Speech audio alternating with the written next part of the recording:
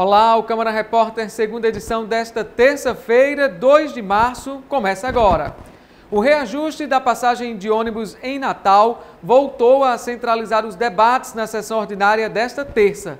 Vamos conferir. No pequeno expediente, o vereador Sueldo Medeiros anunciou a elaboração de um projeto de lei de sua autoria, que visa a utilização do Fundo da Infância e da Adolescência em Natal. O meu pronunciamento de hoje, na tribuna da Casa Legislativa, é fruto de uma audiência pública da Frente Parlamentar da Criança e do Adolescente, que ocorreu na quinta-feira, onde eu vi a necessidade de se ampliar os recursos que o Fundo da Infância e da Adolescência obtém.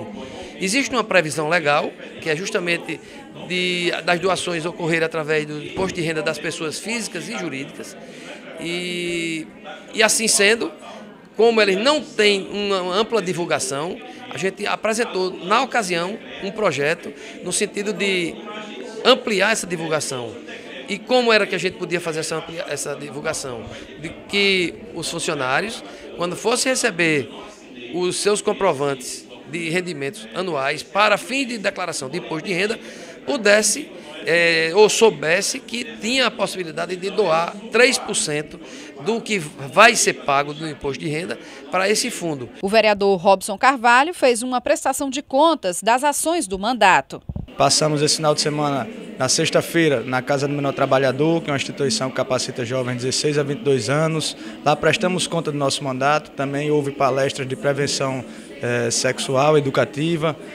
Também fomos a uma ação social promovida pela Secretaria de Habitação do município, onde lá teve atendimentos jurídicos, atendimentos odontológicos, também estiveram falando da regularização fundiária, como também fizemos alguns mutirões de limpeza no bairro da Redinha, na rua Beberibe, Araguaia. Então, nosso mandato é esse, nosso mandato é participativo e é transparente. O decreto legislativo do vereador Sandro Pimentel, que pede a revogação do decreto do Executivo autorizando o aumento da passagem de ônibus, foi retirado de pauta. O prefeito fez uma manobra, a maior manobra da história desse prefeito. Ele divulgou um decreto, depois ele reeditou o decreto dele e depois ele reeditou com outro número. Eu nunca vi isso, tomara que amanhã ele não reedite novamente. Ou melhor, tomara que ele reedite amanhã, mas que corrija pelo menos os erros que ele fez, que condena hoje o estudante a pagar mais de meia passagem. Não é? Então, a Câmara, infelizmente, não votou a urgência. Nós continuamos tentando coletar assinatura, conseguimos 4 assinaturas até agora, 13 outros colegas desistiram, retiraram as assinaturas, mas a luta não parou. O decreto ele continua protocolado, vai para a Comissão de Justiça e ele vai voltar ao plenário para ser votado. Nós entendemos que não é prerrogativa da Câmara Municipal votar ou opinar sobre aumento de passagem ou redução de valores de passagem. Existe um conselho municipal composto por 30 membros da sociedade civil organizada, onde lá estão representados os estudantes, os empresários, idosos, deficientes físicos, transporte alternativo, transporte escolar. Então, é um conselho representativo que é o fórum adequado e legítimo para votar acerca de aumento ou redução de passagem. Revogar a decisão do Conselho, assim como revogar o ato do prefeito, seria uma afronta ao princípio da separação dos poderes. Trabalhadores rodoviários e representantes de movimentos estudantis que acompanhavam a sessão da galeria entraram em confronto, o que motivou a suspensão da sessão ordinária. Aqui é um espaço para o exercício da democracia, para as pessoas virem expressar suas opiniões, mais do que legítimas presenças, mas jamais as agressões. Isso faz parte da democracia, o contraditório. No entanto, tem que existir o respeito. Mas tomamos o pulso em podermos evacuar exatamente as galerias e poder colocar em lados opostos e isolados, tanto os estudantes quanto também aos rodoviários. E demos continuidade à votação. O plano plurianual foi tema de uma reunião na tarde desta terça na presidência da Câmara Municipal. A secretária de Planejamento do município conversou com os parlamentares sobre a necessidade de iniciar o plano plurianual para os próximos 4 anos.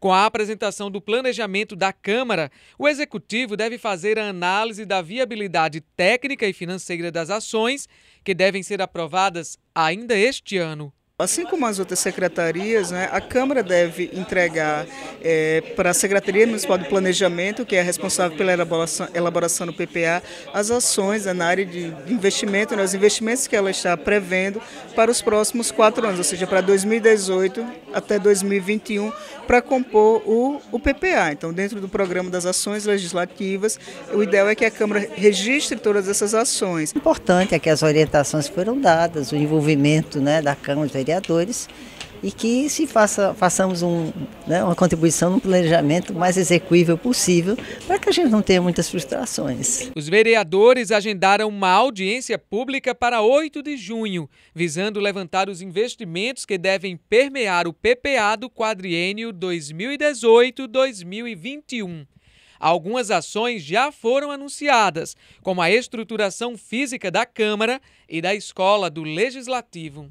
É um dos instrumentos de prerrogativas que nós temos que votá-lo agora, que é elaborado tanto pelos conselhos e na condução do mérito pelo Poder Executivo e depois encaminhado para os vereadores poderem emendar suas adequações propostas a um plano plurianual que seja importante para a cidade como um todo.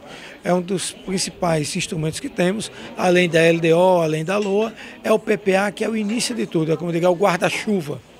Então, espero que o governo mande até o prazo do dia 31 de maio e agora no mês de junho iniciaremos com a audiência pública e posteriormente encaminharemos ao plenário para votação. A reforma trabalhista que está em tramitação no Senado foi tema de uma audiência pública realizada por iniciativa do vereador Sandro Pimentel. Participaram representantes da classe trabalhadora. Para abrir o debate, as principais mudanças com a reforma trabalhista foram apresentadas pelo vereador Sandro Pimentel. O parlamentar ressalta o direito retirado das gestantes e lactantes que não poderiam trabalhar em ambientes insalubres. Com a nova regra, só poderão se afastar mediante atestado médico. Nós mostramos aqui vários itens que estão sendo alterados na reforma trabalhista, que na verdade é uma deforma trabalhista, que reduz direitos históricos, inclusive coloca sobre risco mulheres que estão grávidas, gestantes, em relação aos ambientes de trabalho. Essa reforma ela vai aumentar o desemprego, ela vai aumentar a terceirização. Na verdade, é a retirada de direitos históricos da classe trabalhadora, que uma parte delas é garantido na CLT em 1943. A proposta de reforma torna a contribuição sindical optativa. Atualmente, o pagamento é obrigatório para empregados sindicalizados ou não.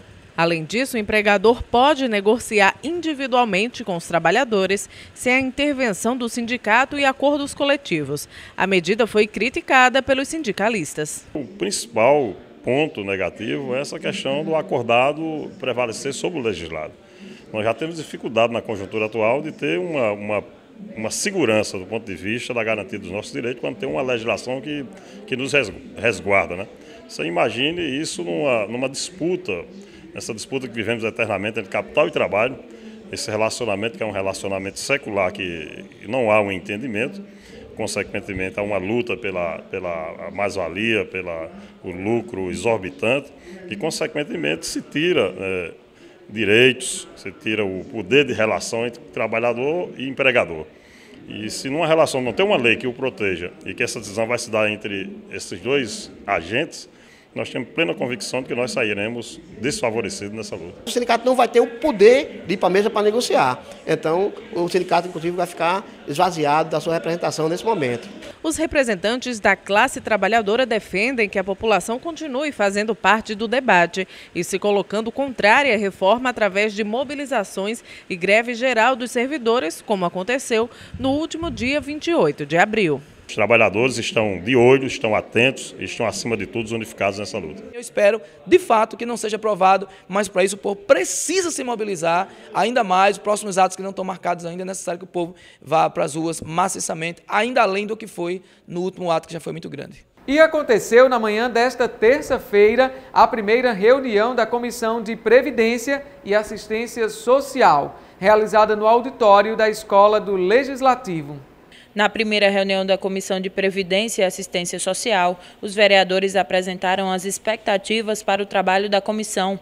As atividades vão ser coordenadas interinamente pelo vereador Bispo Francisco de Assis. A presidente é a vereadora Vilma de Farias e por motivo de saúde ela não pôde estar presente, mas na ausência dela eu estou assumindo interinamente esta comissão e vou procurar contribuir, né, nesta comissão para dar o meu melhor.